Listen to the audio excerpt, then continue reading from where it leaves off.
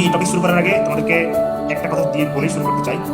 সেটা হচ্ছে, দেখো যে তোমরা যারা ভালো পড়াশোনা করতেছো তাদের জন্য তো নিঃসন্দেহে আলহামদুলিল্লাহ, তারা রাইট ট্র্যাকে আসো। কিন্তু যারা পড়াশোনার কষ্ট হচ্ছে বা পড়াশোনা ছেড়ে দিচ্ছ, জাস্ট একটা কথা আজকে মাথায় রাখবা। সেটা হচ্ছে, তুমি আজকে যখন হচ্ছে যে পড়াশোনা ছেড়ে দিচ্ছ, মেডিকেল কোচিং ছেড়ে দিচ্ছ এবং অ্যাডভেন্টেজ পড়া ছেড়ে দিচ্ছ, জাস্ট একটা জিনিস চোখ বন্ধ করে চিন্তা করবা, সাদা অ্যাপ্রন পড়লে তোমাকে কতটা সুন্দর লাগবে। জাস্ট এই একটা জিনিস চিন্তা করবা, এই একটা জিনিসই তোমার জন্য পড়ার টেবিলে বসানো তুমি যথেষ্ট হবে।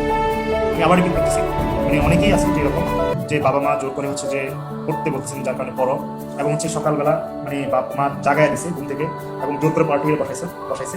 জাস্ট একটা জিনিস চিন্তা করে দেখো, যে তোমার বাবা মা আসলে আলটিমেটলি, ধরো আমরা প্রতিষ্ঠিত হওয়ার আগেই দেখা যায় অনেক সময় বাবা মা চলে যায়, বা হচ্ছে আমরা প্রতিষ্ঠিত হয়ে খুব বেশি দিন বাবা মাকে সেবা করার সুযোগ পাই না, এর আগে বাবা মা চলে যায়। তাহলে বাবা মার আলটিমেটলি লাভটা কি?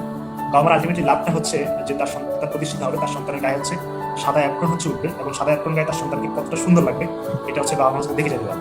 তো দিন শেষে আসলে তুমি একবার চিন্তা করো, যে হচ্ছে যে একটা সাদা অ্যাপ্রন গায়ে দিলে তোমাকে কতটা সুন্দর দেখার সম্ভাবনা থাকতে পারে। তো সেটা চিন্তা করো, এটা চিন্তা করে পড়ার টেবিলে বসো, ঠিক আছে?